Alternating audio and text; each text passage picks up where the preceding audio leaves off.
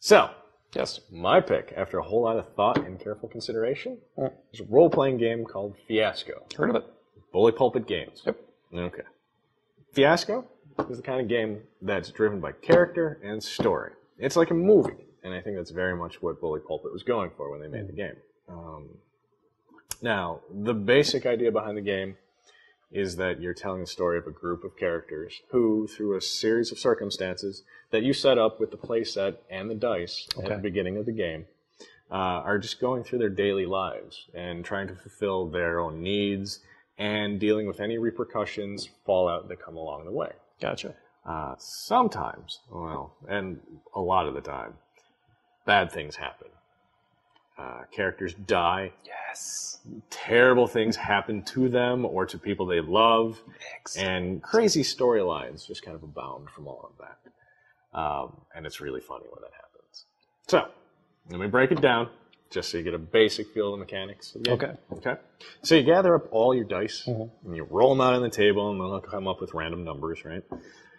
And you look at those, and you can compare them in the book, and there are charts in the book to the numbers on the table. Right. Okay? And you can start selecting traits for your character based on the dice, or you can give them to the other players at the table, which will help to set up their relationships amongst each other. Nice. Everybody who's sitting next to another player has to have a relationship with the person they're sitting next to. You can set up their needs, or they set up their needs. It depends on how you want to play the dice. If you really feel like you could screw somebody by, or make, you're not trying to screw anybody, but trying to make the game more interesting, you assign them, what you think they need to have. Nice. So, you gather back all of those dice, okay? You set them in the center of the table. Gotcha. And then the first player decides if they want to establish or resolve the scene, okay? The game is made up of scenes. Gotcha. If they want to establish the scene, this means they get to set up the characters in the scene, the location, the basics of the scene. But you establish the scene, and it's up to the people at the table then to determine if the scene is going to end well or end poorly. And then you have to guide the scene to that kind of ending. Okay? And in doing so, when you get done with that, if you've got your dice here, you've separated them into two colors, right? You got your whites and your black, okay? If it's a good ending, you take the white die. If it's a bad ending, you take the black die.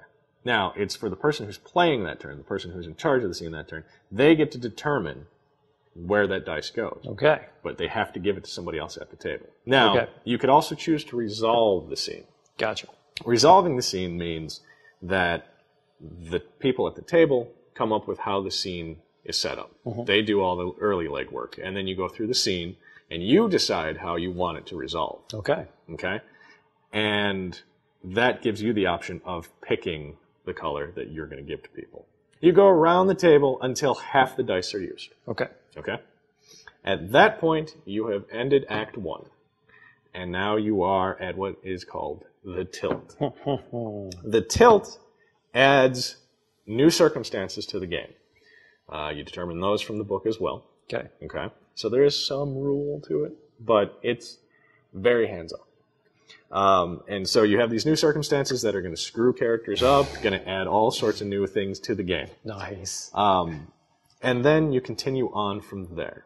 But now something changes a little bit. Not only do you continue here with the dice, but when you are establishing or resolving, whoever is the player that is the active player for that scene, they keep the die. They don't give it to other people. So sometimes it behooves you just to be resolving scenes, because then you're in control of how scenes are resolving and what dice you're getting. So you do that until all of the dice are gone. Once all the dice are gone, you enter the aftermath phase.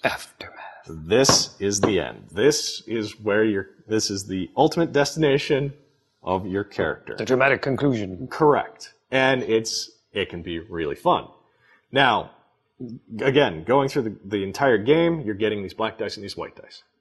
You add them up. So you add up your black dice, you add up your white dice. And then you subtract them from each other. And then you consult charts again in the book. If you have more black dice than white dice, you consult the black high chart. Or the white high chart, if you have more white than black in the end. And those results vary. you can have a horrible result no matter which die won out over the other, or you can have a great result where, your character gets everything they wanted plus something. Wow. Right? But then in the aftermath phase, after you've kind of had this dictated to you, this is kind of what's going to happen to your character. You don't have to die, but you're probably going to be horribly, mortally wounded somehow. You go through the aftermath, and that is you take every die in front of you, and for every die in front of you, you explain, this is my character doing this. Okay. This is my character doing this. And you go around the table so everybody has a chance to kind of turn by turn describe something that's happening to their character. Okay. And that can be an immediate thing, or it can be something taken over the span of years. But it's the ultimate, it's your character's denouement. Well, It's a big word. So, French, I think. that in a nutshell is Fiasco.